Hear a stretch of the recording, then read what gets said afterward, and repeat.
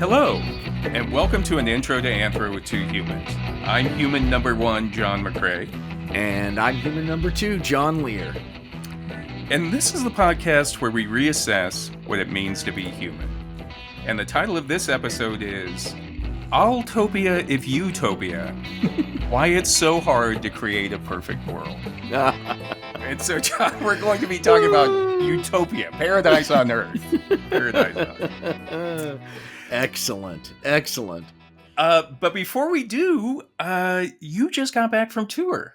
Yes, I've been on tour for the past 3.5 weeks. I started off in Chicago and then went up to Columbus, Ohio, and then to Zurich, Switzerland, and then to Norway, Oslo, Norway, and then back to Chicago, then Atlanta, and now here in LA.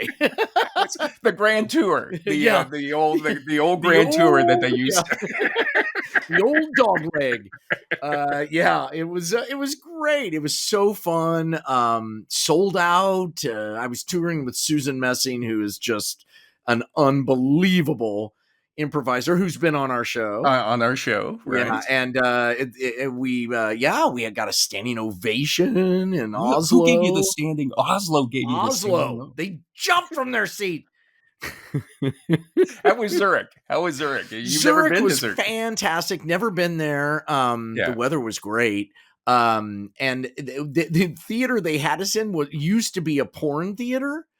So they've redone it. It's not a porn theater anymore, but they've kept like a lot of the porn posters on the wall, and they have this really cool bar. It's really awesome. And in the bathroom, they still have those, metal coin operated boxes to get like a French tickler or,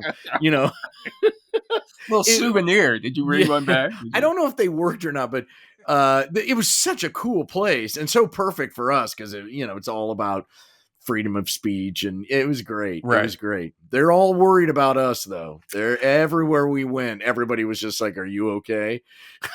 Yeah, that's what I was going to ask. Yeah. Was there a fear that you would be suddenly abducted off the street and sent to a prison somewhere, or deported? I mean, they buy into some of the extreme stuff that they're hearing on the internet. But more than that, it's really just that, they've dealt with, whatever you want to call it, strong men or fascism or whatever, far right governing. And they know it. They know it. Right. And they know it when they see it. So that was sort of terrifying, but at the same way, sort of comforting in a weird way. I don't know. It was weird talking about politics with them. It just, it was just a different vibe.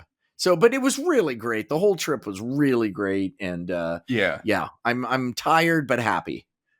Cool. Well, it's good to be back. I'm a little rusty, so you'll have to forgive me. I'm a little rusty right now. Yeah. Listen, your rust is A+ for anyone else.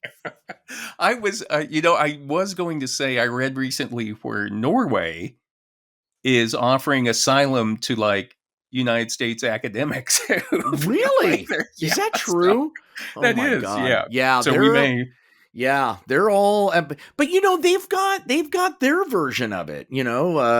Germany, they don't call themselves the Nazi party, but they are as close as you can get in the 20%, I think, or somewhere up there. And I know that Austria too, similar issue. So everybody, and of course the Brexit and then the aftermath in the UK, just a lot of craziness going on in the world. Right, and that's what I wanted to talk to about today. A lot of like economic craziness, political craziness, and social craziness. Crazy. Like a few of my early girlfriends. And that got me thinking that wouldn't it be nice if I could just get away from all this stress and create my own perfect world? Well, that's possible. It's called heroin. It's that easy. Yeah, it's called a Delano drip. It's available to you. We're probably on one now, and this is all a simulation. I mean, let's be honest. As I'm Let's hope. referencing our episode, yeah. So maybe you already are. Maybe this is heaven. No, what am I complaining about? Yeah. Maybe I should shut up. I should shut up. I was going to ask you, if you were going to create a perfect world, a utopia of your own making, what would be in there, John? What types of things would you include, do you think? God, I don't know. I mean, I whenever I think of Utopia, I think I kind of get left with like it boring. You know what I mean? Like everybody's like, it's so funny because everybody, LA where I live is dumped on by everybody. You go anywhere and they're like, oh my God, what a terrible place. But it's of course not. It's a gigantic place, as you know. It's an amazing city. And yes, there are pockets of that get all the press, but there's also, believe it or not, really extensive good sides to it. But the thing I love about LA is that it's just a vomit of a city, that it's pure chaos. You know what I mean? And I just love that. I love that. And I don't know if we're in a utopian society. Isn't it just going to be, we're all wearing the same thing and it's going to be boring? That's what I'm worried about. Would you be a strong man in your commune? Do you think your picture everywhere we looked around, we'd see that headshot of you? No. I'm a follower. I don't want any trouble. I think mine would be it definitely center around barbecue and possibly sex. Well, yes, but we've got that now. By the way, Atlanta barbecue, really good. Was it good? Yeah. But the reason I bring this up, I don't think people realize how hard it is to create a perfect world. Yeah. And that's because, as we've mentioned before, cultures and societies are systems. Yes. And as soon as you start fiddling around with one part of that system, something goes wrong in the other part. Boy, we're learning that with the government right now. There's a whole lot of tweaking going on, and it ain't working out so good. I know. It's like tweak this over here, and then run over and try to tweak this, and then, oh my God, I shouldn't have tweaked that. I shouldn't have tweaked that to begin with. Yep. But it creates it. You see how it creates other problems, like things that you never even imagined. Right. And pretty soon your perfect society doesn't look anything like the perfect society that you originally set out to create. Yes. Yeah. And people get really unhappy. I guess that's what I'm trying to get at. They're unhappy with that new society, just like they were unhappy with the old society. Yeah. And because a utopian society sort of says to me like it's the end game, right? There's nowhere to go from there. And that's depressing, I think. Yeah, it really is. Like, where do you go after you've created your supposed utopia? You know what do you do now? You just sit around. Wait to die. We could have done that with the old one. Less work, I guess. It would have been. But one thing, I think the more I thought about it, one thing, I think it's because people like to complain. They really do like to complain. Yeah, it feels good. Yeah. And I would say anybody that's ever had to lead a project at work, anybody that's ever directed a theater show, or tried to organize a trip for a large group of people, or even like a family reunion, those are awful. Awful. And I would say even, to disagree with Aristotle, I don't think humans are the rational animal. I think they're more the complaining animal. Yes. Yes, it is. Well, and now we've built the ultimate playground for that. It's called the internet, and it's going to destroy us. Yeah. We all get to say whatever we want, but it's going to be the thing that just kills us all. I know. It's complaining writ large. It's like no longer just whispering it to somebody. Yeah. It's like you're saying it to millions of people. Say whatever you want, whenever you want. And I think it's, it's easier, to complain than it is to actually fix anything. For sure. Yeah. Yeah. And, it's because if you're complaining, all you have to do, like at work, you just sit back and be like, somebody comes up with a new idea. You're just like, I wouldn't do that if I was you. Yep. Yep. And then they'll be like, well, what would you do? It's like, I don't know, but I wouldn't do that. Yeah. And part of our political scene. Right.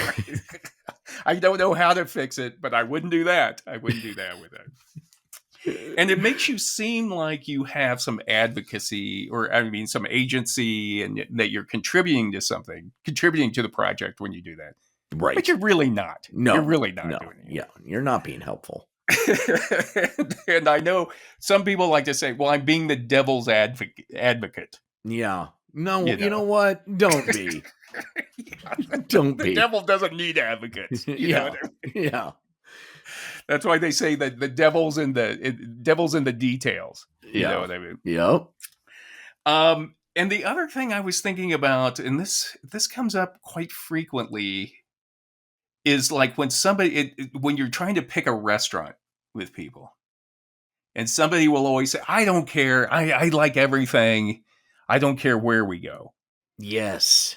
And then you go, so you have to pick someplace, and then you go there and they hate it, and they won't shut up about how much they hate it. Yeah. That's right. I hate that.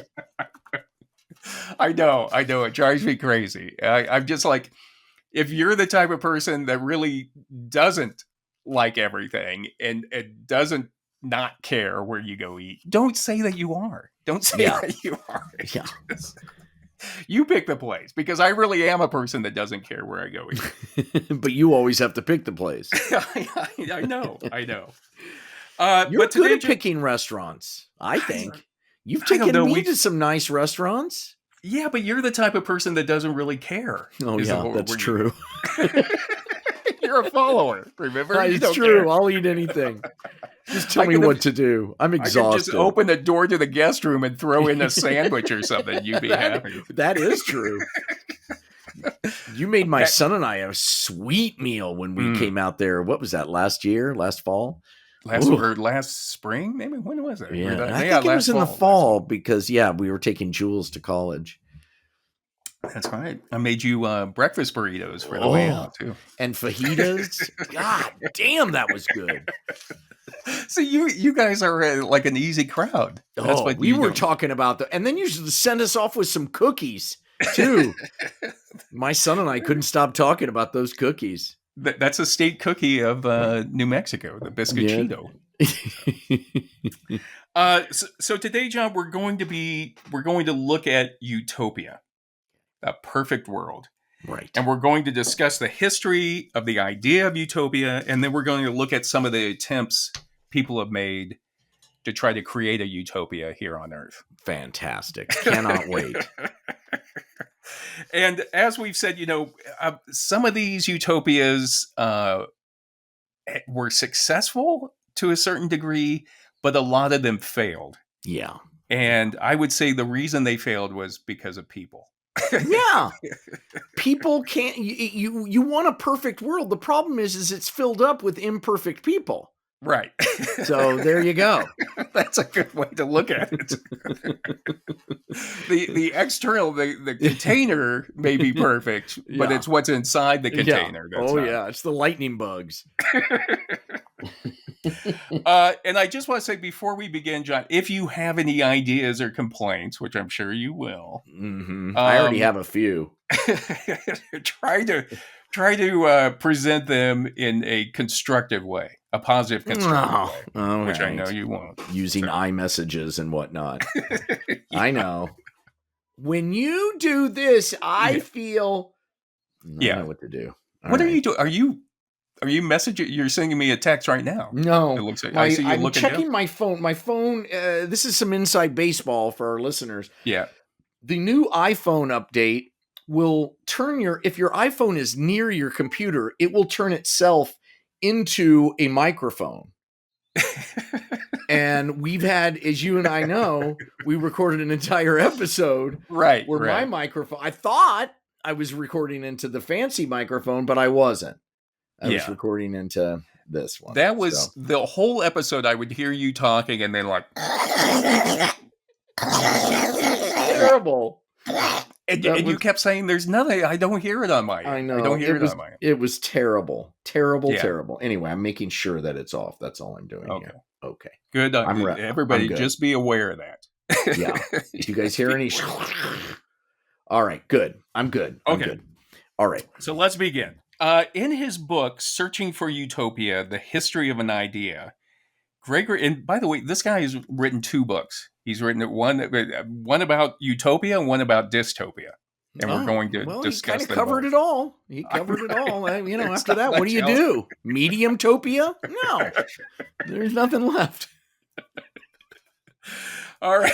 So in his book, Searching for Utopia, The History of an Idea, Gregory Claeys says that the concept of utopia in every age is some variation on an ideal present, an ideal past, and an ideal future, and the relation between the three.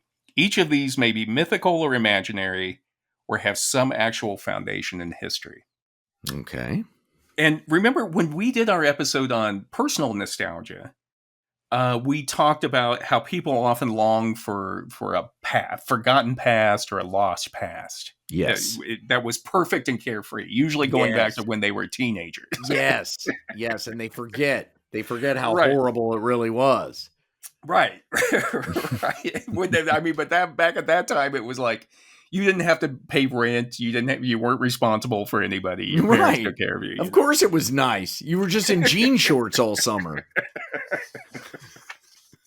And maybe that's how for our Utopia. That's the new uniform that we'll have. That would be good. And bottle rocket fights. God, bottle rocket fights are so fun. They really are. Until somebody breaks out a Roman candle. That's how they always end. Somebody breaks out a Roman candle. So anyway, the idea of Utopia for Utopia is not just a personal nostalgia. It's a nostalgia for everybody. Oh boy. Yeah. So instead of like your dad or your granddad talking about how great it was when they played football in high school or when they were in the army, they're trying to imagine a non-existent golden age for everybody. Right. Which, therein is the problem. Right. And Claeys says, for the ancient Greeks, their ancient ideal was the Egyptians. And then their idealized present was themselves, which is a little narcissistic, I think. But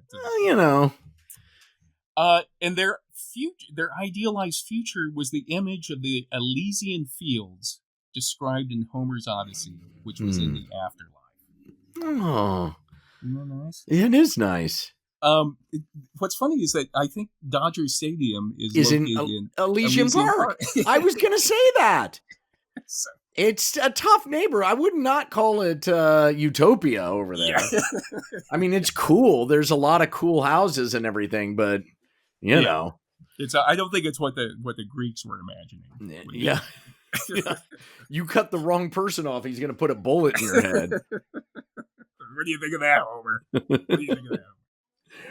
And on the website GreekGodsAndGoddesses.net, they say that Hesiod, who lived sometime between 750 and 650 BC, described Elysium as a place, quote, untouched by sorrow. And Homer said that there was no bad weather in Elysium. Well, that is true out here. I know. That part's true.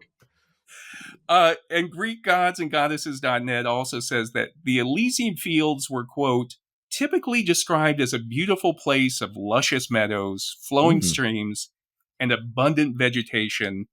Wine was readily available, and the residents of Elysium spent their time making music, singing, and participating in sports. Look, if wine is readily available, you've already got a problem. Because anybody who's ever gotten fucked up on an afternoon drunk with wine, it's trouble. That's trouble. Yep. You know what I mean? Yeah.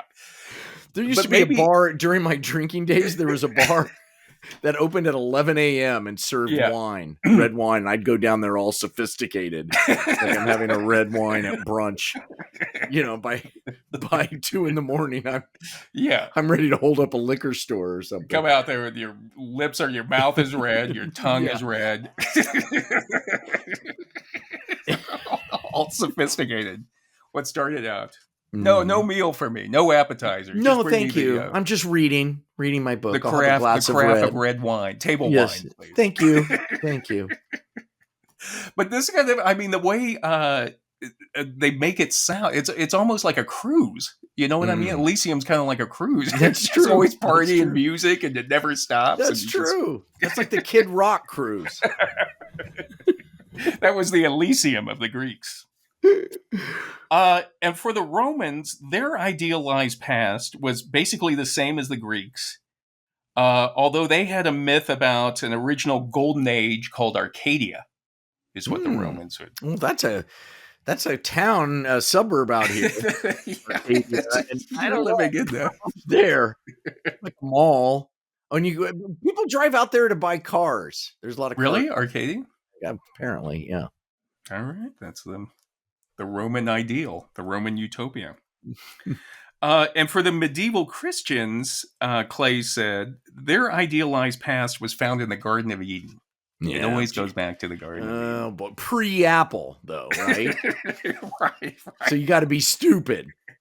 Yeah. And that is the key to everything. Anytime I get to world peace or personal peace or, it always comes back to a lobotomy. You basically got to be stupid to be happy. That's truly happy. You know what I mean? Yeah. The dumber you are, the easier it is. That's true. A couple things that, first of all, you never see that. One Flew Over the Cuckoo's Nest. Maybe he would have been happy. Maybe McMurphy would have been happy. Absolutely. He wouldn't have known what he could have been. Right. Yeah. And the other thing, you made me think of like post-Apple, like in the Garden of Eden after the apple, was eaten and they were thrown out. What happened to the garden? Oh yeah, it just exploded. God just blew it up. No, I was thinking it was like an abandoned mall somewhere or something. Just like nobody lives in turned it into a strip mall. He's like, "Fuck me, fuck you." All right, so Claeys says that for most of these concepts of utopia, people will find, quote, in the past, a period in which our needs were in harmony with nature, our population not overly burdensome, and our consumption balanced with our production. So there's a harmony in there. And he says, in this golden age, utopia is imagined to be an age of purity, harmony, and virtue. Yeah. Boring. Well, I think it doesn't really have much correlation or with the real world. No, you know what I mean? It's a dream world. It's a dreamland. It's the Wizard of Oz. Well, even the Wizard of Oz has the witch and stuff. Yeah. But a place without conflict. Oh my God. I had a little bit of that when I was in Stockholm, or not in Stockholm, when I was at Zurich. Very clean. Everything clean. Right. And the good thing about Oslo is that it's very nice. I mean, it's all super safe. You could, walk around just with your money scotch taped to you, and, but Oslo had a little bit of graffiti and every now and then a cigarette butt. And once I saw a homeless person and I smelled a little bit of urine, and that made me happier. Just Vienna's like that too. It's so clean. You're just kind of like, what is this? What is it? I wonder, that's what, when they do the, this movement to create like, I don't know if Disneyland does it, but definitely these planned communities, which are based on like an old, from like the 40s or something, from a musical set. Yes. Right. And I'm the same way. I like the grit. I like the conflict in society. Yeah, because I'm a people watcher. And Yeah. I love all of that. Like my favorite place, I think I've said it on our show. My favorite place in the world to people watch is the Las Vegas airport. That is you see it number all. one. Yeah, that's number one. I think our the next episode we're doing, just to give a little shout out for the foreshadow. Is on gambling. On gambling. Really? Yeah. Oh my God. I cannot wait. So you'll I have bet to it's going to be a great show. Okay. Welcome back. Welcome back. But anyway, Claeys says that this concept of utopia functions to reinforce our sense of the communal bond and offer hope in an uncertain world. And I think that's important because it's like that uncertainty. We don't like the uncertainty. Right. So, and so the idea is that somehow humans have screwed up what was once very certain for us, very safe. Right. And we're trying to get that back. Right. Just make it great again. Get back there and yeah. And it's kind of, it reminded me in a sense too of like the guys after they get divorced, they call up their old high school girlfriend, try to get back together. Yes. Of like this thing that was the perfect, try, and it very rarely works out. Very rarely works But there's a lot of it because you can find them so quick on Facebook. Yeah. But I've known a few people that have done that. And, again, trying to get back to this idealized golden age, I guess. Right. And in ancient Greece, the golden age was supposed to have existed 1,000 years before the Trojan War. Okay. When was the Trojan War? I think like 700. Oh, 700 BC. Yeah. Whoa. I think it's kind of, we don't really know, I don't think. Right. Because it's a myth. Was it real or was it not? Yeah. Right. Okay. And in his poem, Works and Days, Hesiod says, in the beginning, a golden generation of shining-faced humans was made by the immortals who abide in Olympian homes. Whoa. So this is going back to the golden age. There's an area in LA, fenced-off area called Olympic, Mount Olympus. Oh, really? Yeah. Brad Pitt used to have a place there. Who else? Oh, Angelina Jolie. They had a place there. It was Brad's place, and she moved in, and then they broke up, and now nobody has it. Really? So that's where all the shining-faced golden people live, I guess is what you're saying. I don't know. I was there for a friend of mine lived in there, and we went there for Halloween, and the kids trick-or-treated. So it was super safe. It was weird. It was just weird. Yeah. Hesiod says that the golden generation, quote, lived like gods without anxieties, without labor and woe, nor did wretched old age weigh upon them. So that sounds pretty nice. Like it was in that time before anxieties. Yeah. So. Boring, but nice. It's like I have this fantasy that I'm going to get a lake house, someday and retire on the lake house. I think I'd want to kill myself after like a week. It's just more problems. It's twice as many problems to take care of. Boat. Oh God, boats. All my friends who have boats, they just want to kill themselves. Yeah. And I got to get the boat out of the dock because it's going to free, it's boat. God. My brother wanted to buy a boat and I was like, do not do it. Yeah. Go rent a boat, dude. Go rent one. I heard that the same, every once in a while we go through the period where we want the fantasy of having a camper, an RV. You're right. Same thing. Always, the people we talk to are like, it's always something going wrong with it. Don't do it. You got to pump the sewage out. You got to pump the water in. The shower's always broken. You got to tow that thing around. You know? It's always the air conditioner, which is what you want, never works. Yeah. Go. Just stay home. Just stay home and watch it on TV. So coming back, so for the Greeks, the Golden Age was 1,000 years before the Trojan War. And that's a little bit farther back than like the Make America Great movement. No. Right. Yes. Right. This is the ultimate. Let's get back to that. Right. The Make America Great, it's a very particular between like the end of World War II and the beginning of the Civil Rights Movement. Right. So, there's like 15 years in there. We're not talking about 1,000 years ago. Right. But it is interesting that the Make America Great movement also they use a lot of the Golden Age symbolism, or the words Golden Age, or we're getting ready to begin a Golden Age, or we're going back to a Golden Age. Right. Which is utopian language, I guess you could say. Yes, it is. Yeah. And according to Hesiod, for the Greeks, then a second generation was created by the gods, a generation that was much worse than the golden generation. And this was the silver generation. Well, what the hell did they do that for? I don't know. Why would you do one? Let's create another generation of humans that are not as good. Like whose idea was that? Right. I don't care. Everybody who writes about Hesiod's his Works and Days poem is like, they don't know why they created the second inexplicably created the second generation. I think I know. Why is that? Because you need problems to be interested. It all goes back to the Matrix. You know, in that movie, they created a perfect utopian Matrix. Yeah. Early on, and they realized no, it didn't work. People wouldn't participate. They needed to have problems. Yeah, that's in the movie. I like that. That's fine. I didn't know that. I haven't watched. I watched the first one. I never saw the other ones. You're not missing much. I don't know. They were interesting.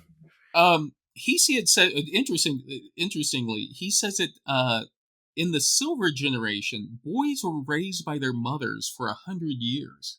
Whoa, God. Ugh. Ugh. I mean, I love my mom, but 100 years? Yeah, it already felt like 100 years before I could get out of there. Imagine what 100 years felt like. It did feel like 1,000 years.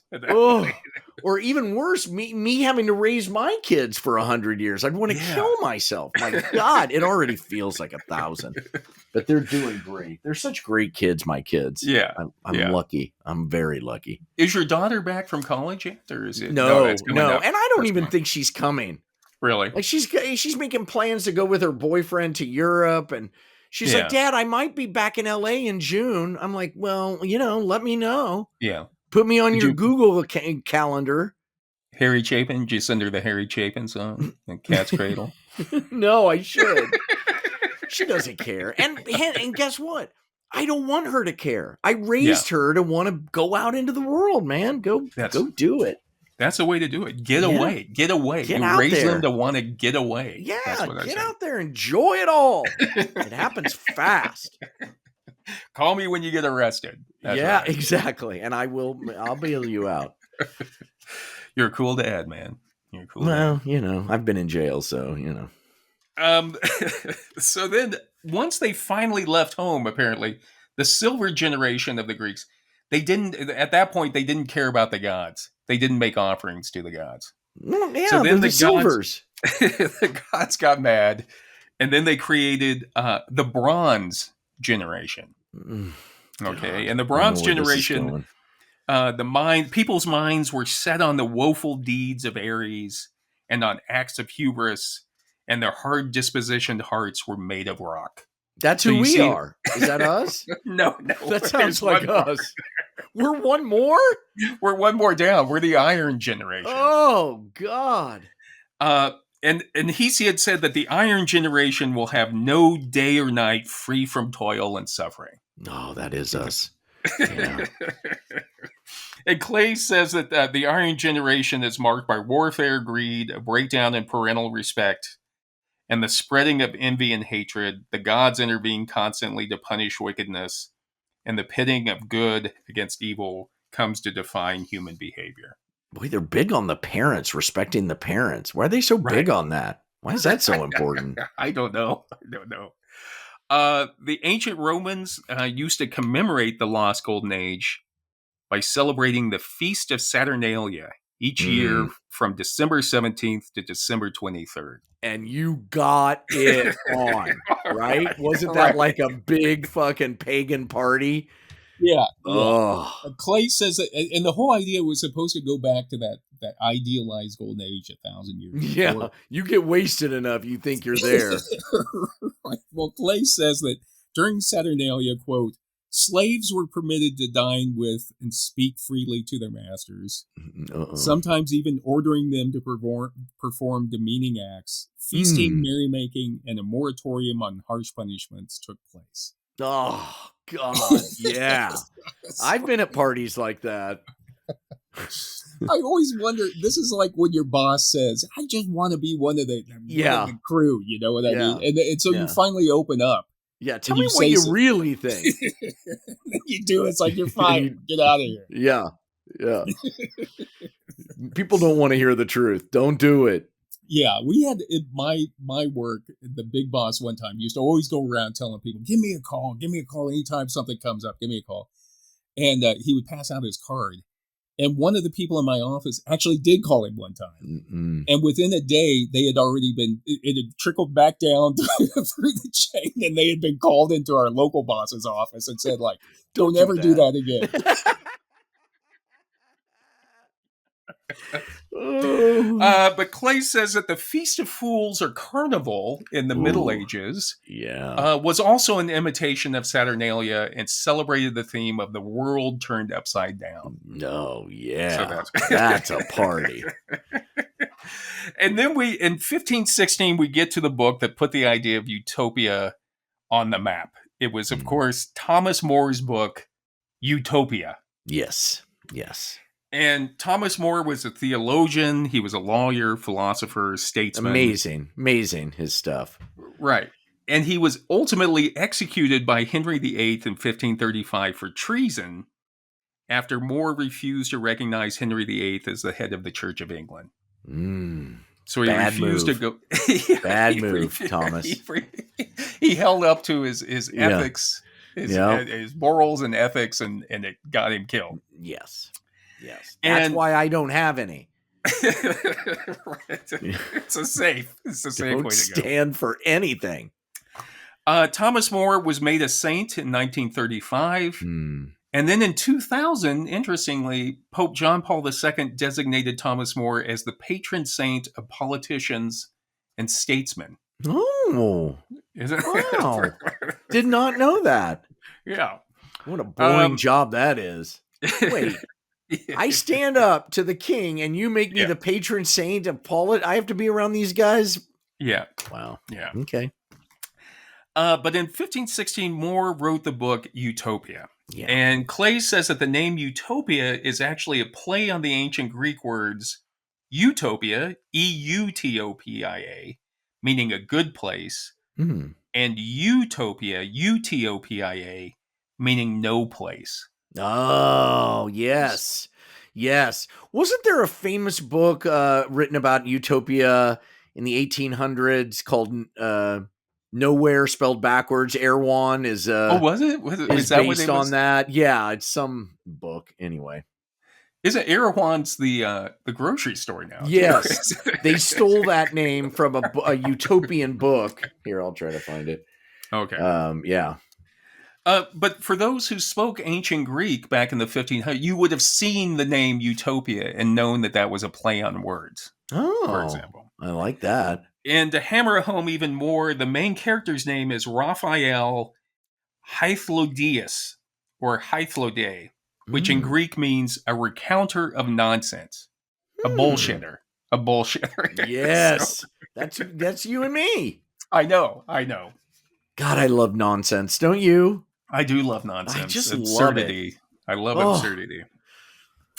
And the book is essentially a traveler's tale in that it's a conversation between Thomas More, his friend Peter Gillis, and Raphael Hythlodius. And Hythlodius has just come back from a voyage, and he's talking about what he saw on his voyage. Okay. And he says that he just spent 5 years on an island called Utopia. Okay. And Claeys says that according to Hythlodius, utopian society is well ordered. The regime's central principle is to place life before work and to ensure that as much time as possible should be withdrawn from the service of the body and devoted to the freedom and culture of the mind. Oh, boy, that's boring. So we all got to sit around and think. Ugh. Apparently, the actual real life situation that this book came out in was when the royals in England had displaced thousands of peasants from small farms in order to make way for large-scale sheep farming. And Claeys says that the result was increasing unemployment and rising food prices. Okay, yeah, that'll do it. That's when Moore came out with this idea of what utopian society was, or this book about what utopia was. Was based within this context of a lot of unemployment, where royal people were punishing peasants for losing their, for not working when actually all of their farms have been taken away. He's already stirring up trouble. right. You know? Yeah. And Hythlodaeus in the book says that the working day in Utopia is 6 hours long and leisure is plentiful. Okay, 6 hours. Can't we get it down? I feel like do we really need 6? Yeah. And there was also equality of distribution ensures that everyone receives plentiful supplies. Okay, that's where the problem starts, right there. Yeah, you can see he's kind of needling, he's needling the royals, trying to make them act better. Mm-hmm. You know what I mean? Mm-hmm. But he says also, in Utopia, Hythlodaeus says that in Utopia, nobody sits around doing nothing. But there are people who go around making sure that everyone gets on with their jobs. Okay, there we go. This is not sounding like Utopia to me.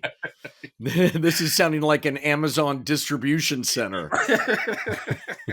You know what I mean? Yeah. It's like they say it's utopian, but there's still people who come around and just make sure you're still awake and you're working. Zap your shock collar. Here's something. Hythlodaeus in the book says that in Utopia, women may marry at 18 and men at 22, and prospective marriage partners are allowed to view one another naked to inspect for abnormalities. Ooh, inspect for abnormal. First of all, I don't know. I don't think that's a good idea. I stick to the old thing. You marry somebody based on just what you see. And then just always make love in the dark. Yeah. That's what you do.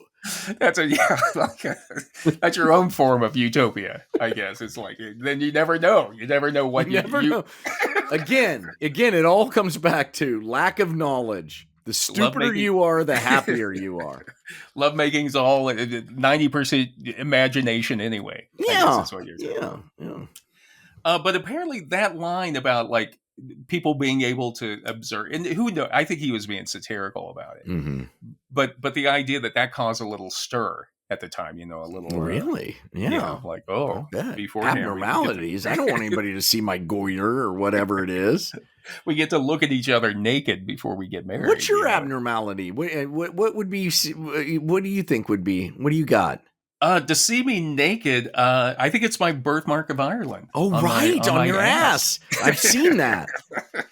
I'd probably be hanged as a witch or something. Burned as a witch. I mean, that thing, you could chart a ship by that. That's the coastline is accurate. That is amazing. It is amazing. Yeah. I don't know. I had a witch one time, like a Wiccan, look at it and was quite moved by it. I bet. You got a sweet ass too. Maybe it was the ass. Mine would probably be my elongated scrotum just over the years. Maybe better to keep the lights out. Nobody wants to see that. And if they encounter it in corpus delicti or whatever they call, just make it say, "Oh, I don't know. That's just a cloth I use to clean my glasses." It's a chamois. It's a scrunchie. How'd that scrunchie get in here?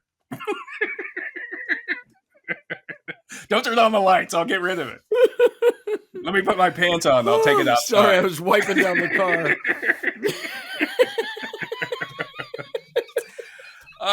Claeys, also commenting on the book, says, in Utopia, kings do not hoard gold, and there is a general ethos of equality. Mm-hmm. So again, you could see where Moore Yeah. was pushing the limits at the time. I don't know. People don't like equality. Yeah, Mm. yeah. And Moore says in the book, he says, no living creature is naturally greedy except from fear of want, or in the case of human beings, from vanity, the notion that you're better than people if you can display more superfluous property than they can. Okay, but how do you make people believe that? Again, I think you're headed back to lobotomies and shock treatment. Yeah, yeah. Well, even it's funny because in the book he's speaking of from Hythlodaeus, which is Moore writing as Hythlodaeus in this Right, conversation, of course. and then Moore is himself in the book says in the final lines of the book he says, "I cannot agree with everything that Raphael said, but I freely admit that there are many features of the Utopian Republic which I should like, though I hardly expect to see adopted in Europe." so again, you see, and then he says something like, quite apart from such things as their military tactics, religions, and forms of worship, there was the grand absurdity on which their whole society was based: communism minus money. That's right. That's So, right. And we know how that works out. Right. So again, he's like giving us more in the book is like giving this ideal society, trying to needle people that behave better, but he's Right. also in the book as himself saying like chances are this is never going to happen. Yeah, like that. Like that.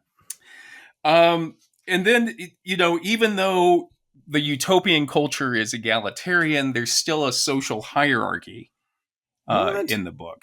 Yeah. And Claeys notes that many ancient and some later utopias, not to mention dystopias, have been hierarchical. Oh, Okay. What? But I thought we were all sharing everything. Well, that's the whole thing. That's the whole thing. But Moore's book gave people a general framework for how to create a perfect society. Okay. Like it got people thinking about how to, like, if I were going to do this, how would I do it? Okay. And then moving on, John, what happens when our utopia doesn't quite work out? What happens when things don't go so perfectly? We end up with dystopia. Yes. Okay. Yes. And coming back to Claeys, and like I say, he's written a book on Utopia. He also wrote the book on Dystopia, Natural History. And he says dystopia is derived from two Greek words, dus, D-U-S, and topos, meaning a diseased, bad, faulty, or unfavorable place. Okay. Okay. That's us. Yeah, and the adjective dystopian, he says, implies fearful futures where chaos and ruin prevail. Yes, but is that a bad thing, chaos?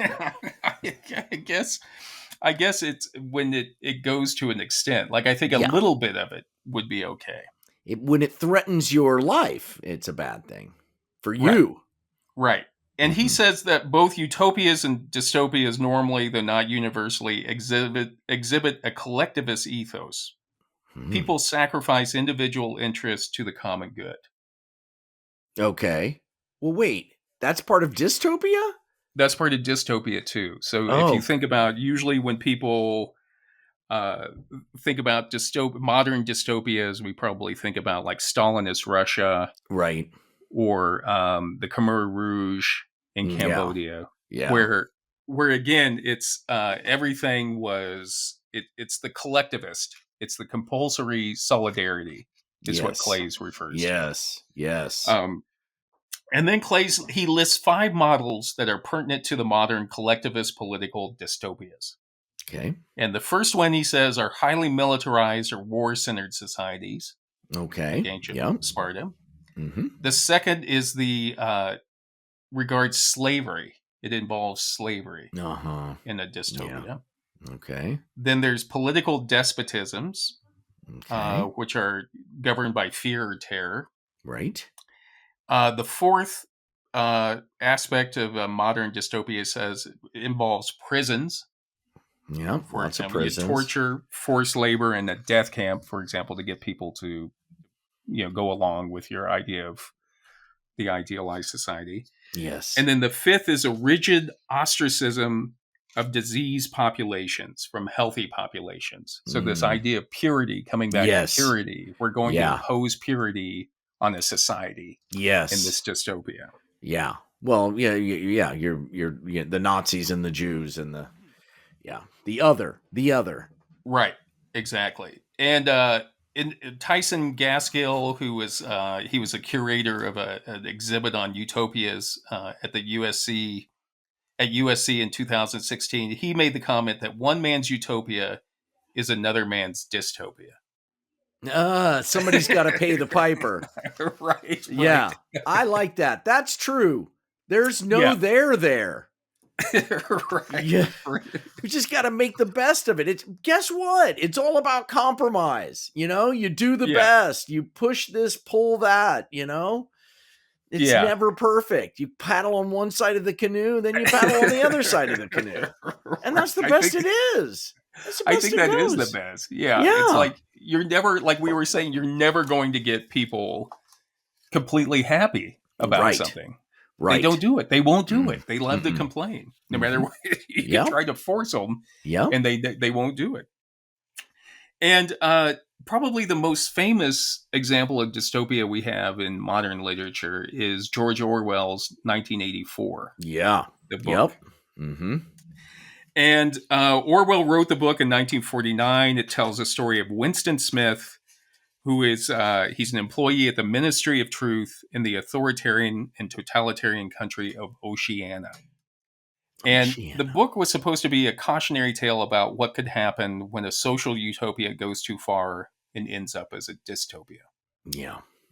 And, I think we've talked about it before. I think there's certain books that you need to read at different stages throughout your life. Yeah. And I remember reading 1984, An Animal Farm, in high school. Right. And it was a different experience now. Oh, you just reread 1984 for this episode. Oh, I had to go in and look so at it. Amazing. So, what did you think? Well, before it always seemed like, as a kid in the 80s in high school, it seemed like science fiction. Like this would never happen. This would never happen. Right. And then now, of course, it seems like it's current events coming out. Yeah. But also, I was just it didn't really hit me as much in the 80s of the loss of individuality in 1984 in Oceania. Right. Well, because you were at an age where you don't want to be too much of an individual. It's about being in cliques and groups. Yeah. And boy, were you. I watched you. You wore Izod's. You were at preppy prep, trying to fit in, looking down your nose at people like me from the wrong side of the tracks. I know. How did we ever end up together? I didn't talk to you for like the first 4 years I knew you. Purposely tried to ignore you. Well, when they turned on you, just like in 1984, it happens. But there's a hierarchy. I guess what it was, it really, as a mature person reading it, it really hit me. his yearning for his own life, his own thoughts hit me a lot more now than it did, as a kid. Not even imagine. But now it's like, as an individual freedom means so much more to me now, I guess, or artistic freedom means so much more to me. Yeah. But 1984 gave us some of the images that we always associate with dystopias now. For example, there's the hierarchy. There's members of the inner party, the outer party, and the proles, who are the workers. Right. And then in the book and the movie, you also had the party is constantly piping information to people through their telescreens. Remember that? Right. You're watching them and sending them stuff. Of course, you have Big Brother, the image of Big Brother, who's always watching you, who's supposed to be the leader. You remember that first Macintosh commercial? The first Apple computer commercial where it was it was released in 1984. And it was very much like smashing Big Brother. There was like a big face, and then people used hammers to smash it, and that's what the computer was going to do.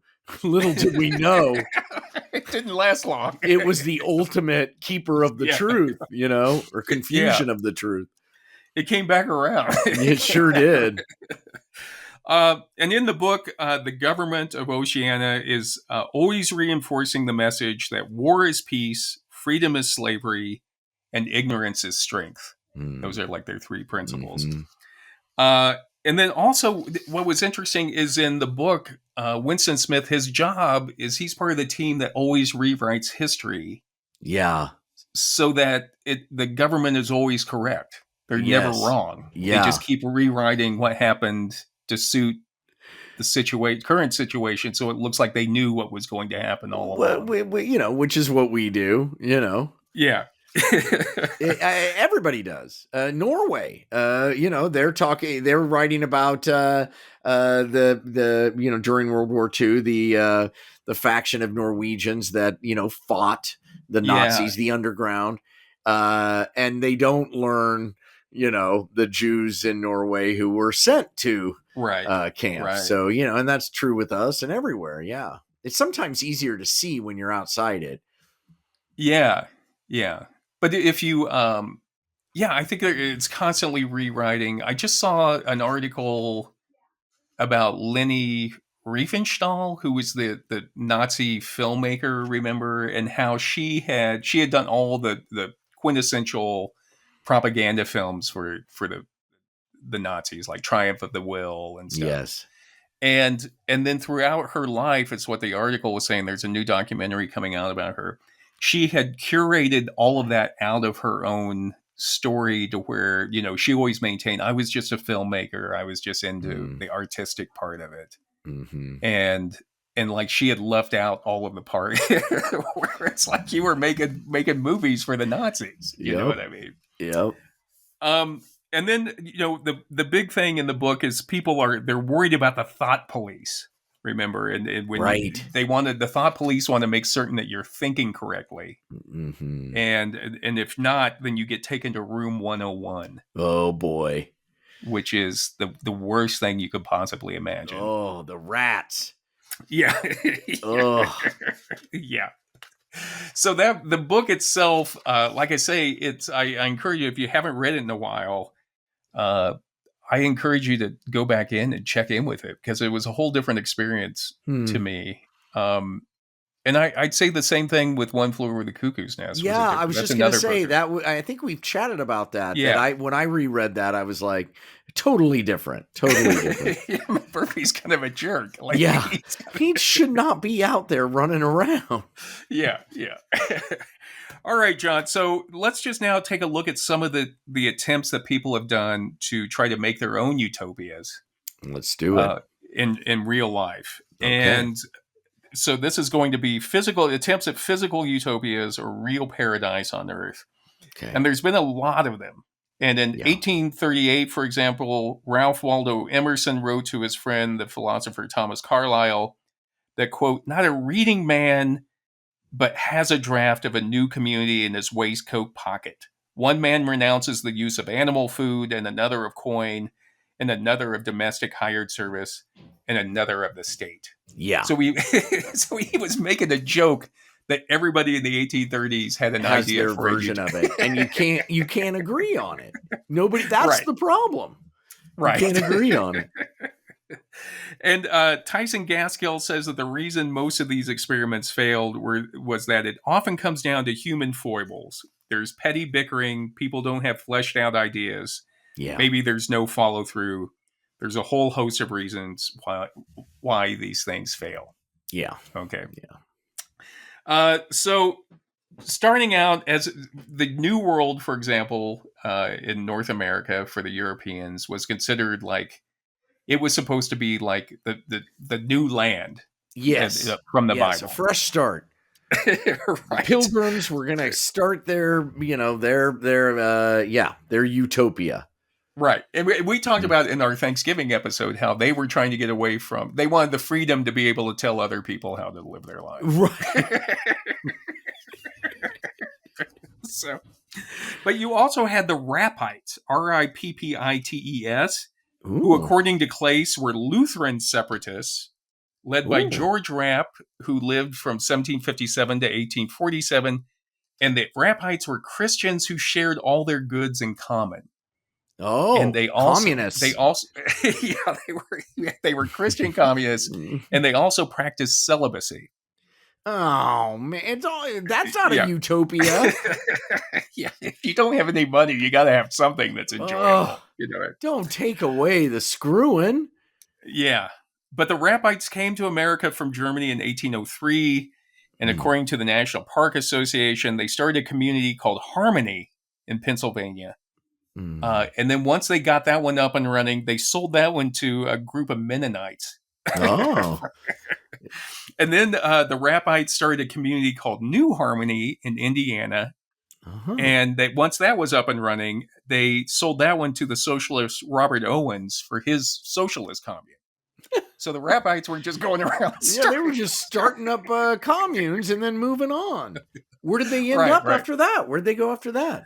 Well, they went back to Pennsylvania and they started another commune called Economy, which dissolved in 1905. And the Park Service says that the reason this one failed was, quote, due to the practice of celibacy and several schisms. Yeah. So you're going to have some problems. You're going to run into some problems with that celibacy stuff. Yeah, I think that might cut. Not to mention you're not producing any new members. Right. You know what I mean? Yeah. You're burning the candle at both ends. I mean, yeah. And then not to just making people angry. Like if you're already miserable, unhappy, just miserable. Did they get to masturbate? I hope they got to masturbate. I don't know. I doubt it. Yeah. Somebody turn you in, I bet. You're not churning butter. God. Some narc. Yeah. Then there was the Oneida Colony, which was founded by John Humphreys Noyes, Noyes, a theologian in New York. And the Park Service says that Noyes and his followers became known as perfectionists. And they practiced complex marriage, meaning that they were considered themselves married to the group and not a single partner. Oh, yeah. Okay.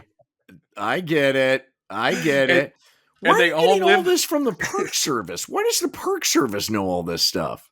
Well, the Park Service, maybe they'll scrub their website, but right now the Park Service has a really good resources on utopian movements in the United States. It's so interesting. Because most of these are national parks now.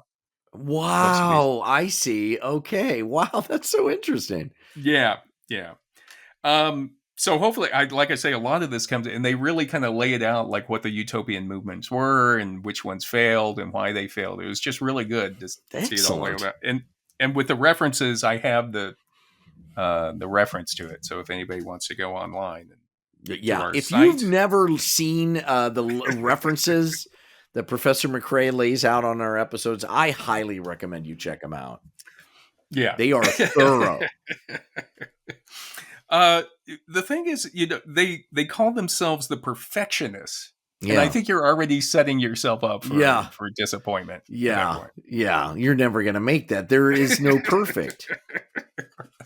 I have a friend at work who always says that if the minimum wasn't good enough, it wouldn't be the minimum. So I think that's what you want to join a group, not perfect, but like the sufficientists or the mediocreists. Yes, I like that. The just enoughs.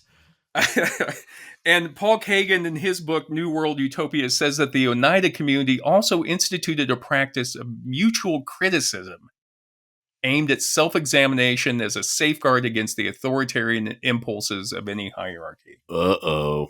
Yeah. You guys start criticizing each other. Hey, I got something. Yeah. Oh, Jesus. Yeah. You know what's wrong with you? My work tried to do that one time where people would just get up and say something about somebody else, and it does not go over well. No. It does not go over. No, I always thought the worst party game in the world was somebody from the group goes and locks themselves away so that they can't hear, and then the rest of the group decides what they hate most about that person. Oh, no. And then that person comes back in and has to guess. Oh, So no. it's like, I'm argumentative. No, that's true, but that's not the thing we hate the most. Oh, no. What, did you play that game? Never. I was going to say, what is that, like an institutionalized therapy or something? What kind of game is that? I had another bad game for parties where you sit in a circle and you whisper something you've never told anybody to the person to your left. And then after everybody's done that, you start the party and you see who kept the secret and who didn't.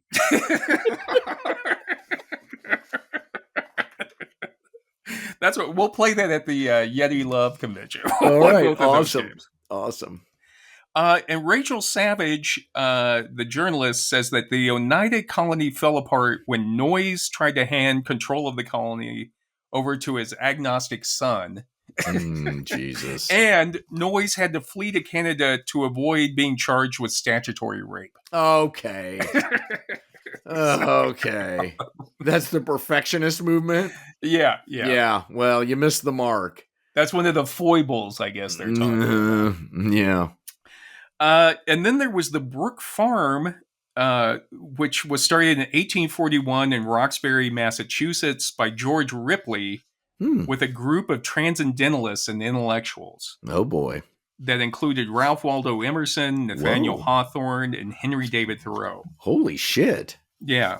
And, the transcendental idea, Kagan says, was that man could master both his habits and his senses through the exertion of will by taking great nature as one's teacher. Yeah. So that's I don't know. The will thing, self-will. Yeah. I don't believe it exists. Yeah. I just don't believe in that. Yeah. It never works out. In our talking about with addiction, we talked about willpower doesn't exist. Yeah. But what they did is these intellectuals felt that sharing the workload of the farm, Rachel Savage says, and living in harmony, they would be left with time to enjoy intellectual and cultural pursuits as they wished. Boring. I mean, who is it? Thoreau? Ralph Emerson, Henry David Thoreau, Nathaniel Hawthorne, and George Ripley were some of the people. Bunch of blowhards. You know what I mean? I mean, I've read their stuff. I mean, they've got great ideas, but I can't imagine sitting around a campfire with them all night.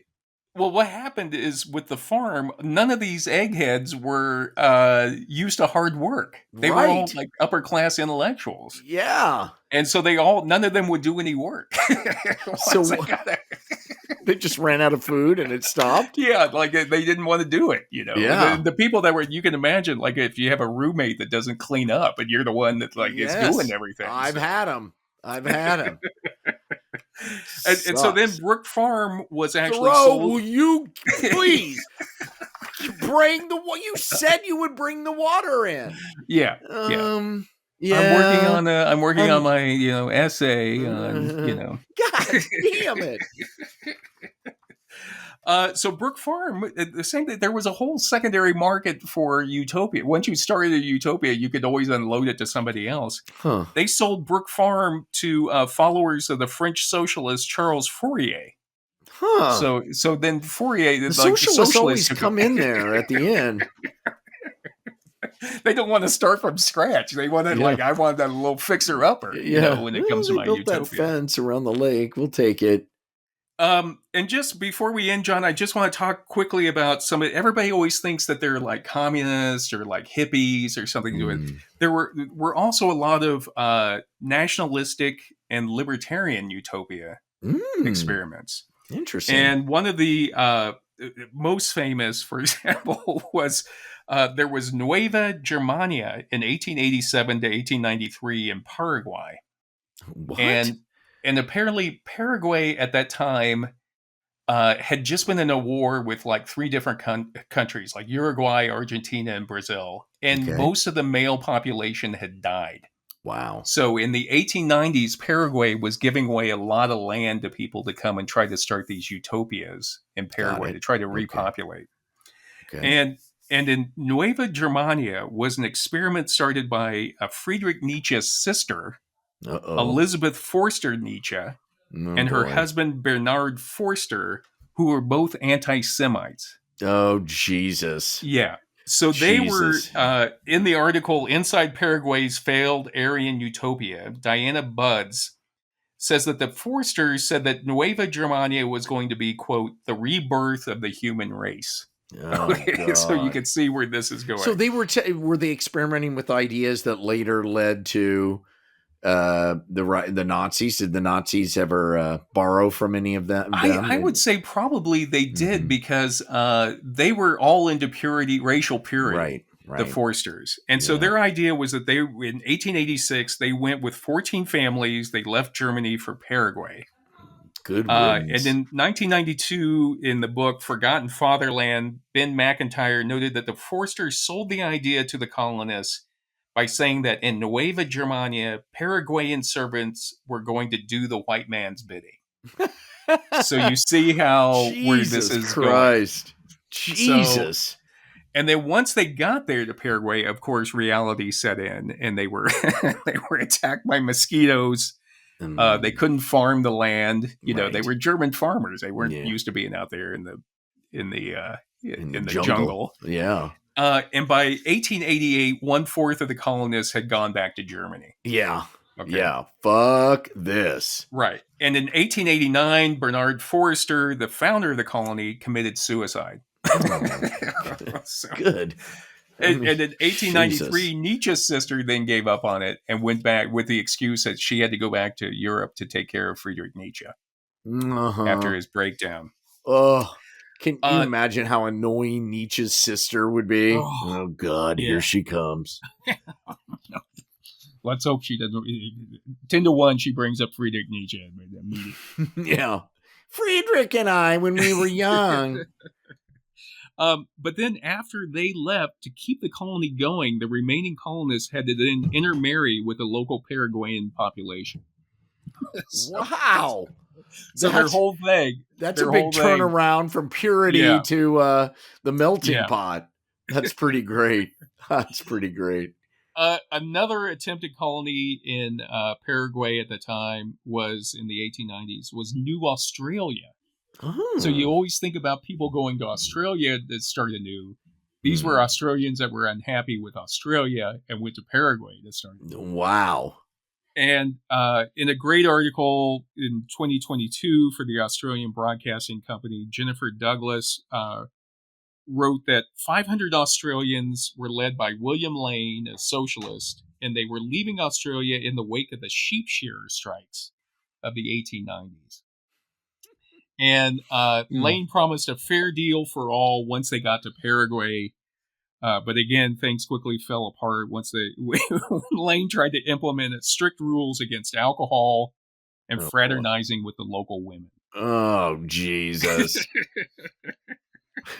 And Arthur Edwards, an Australian researcher, had a great quote. He said, quote, "It was bound to fail. You can't convert a group of rowdy sheep shearers into Christian teetotalers. It goes against the Aussie spirit." Yeah, that's right.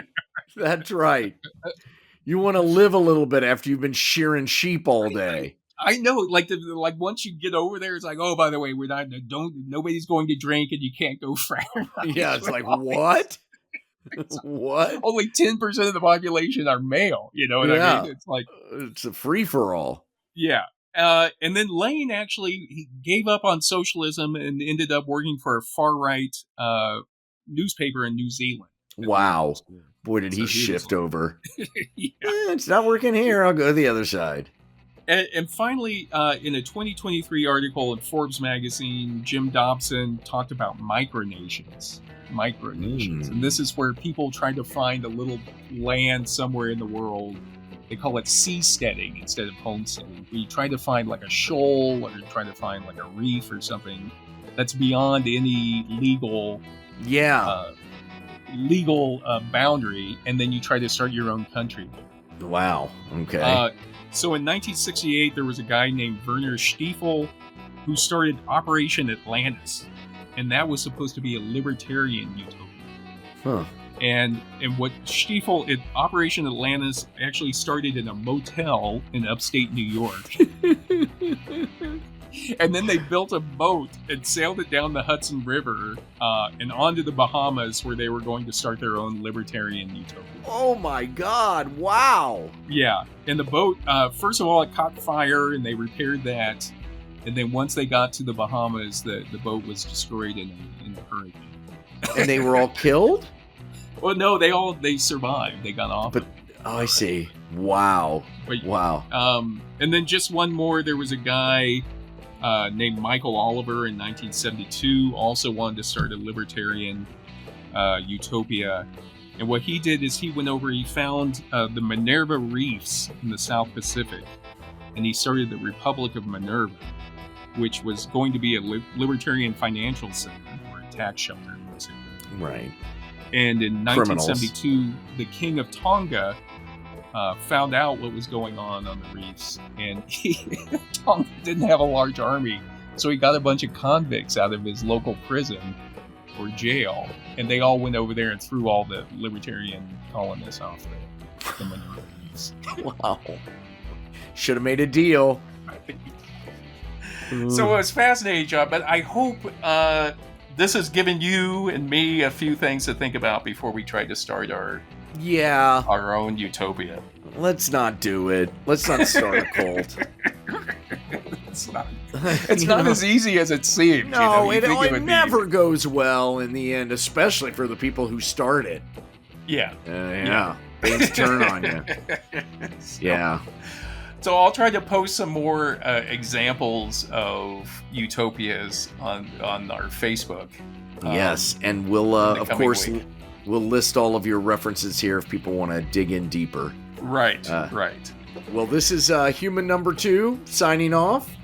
And this is human number 1. Thank you for listening, everyone. If you found this podcast interesting, please tell a friend about it, and be sure to check us out on Facebook, Instagram, and YouTube if you want to watch it. If you want to see what we look like. We're handsome. You're going to be surprised. Keep the lights out. Keep the lights out when you do it. Keep the lights out, yeah. Even when watching us. And be sure to check out Watson & Company Socks and Puppies Not Piranhas on Etsy, and the Two Humans Cave Shop on, it's on, what's that? Cafe Press? Cafe Press. Press, yes. Yes, good stuff there. All right. Thank you, everybody. We love you guys.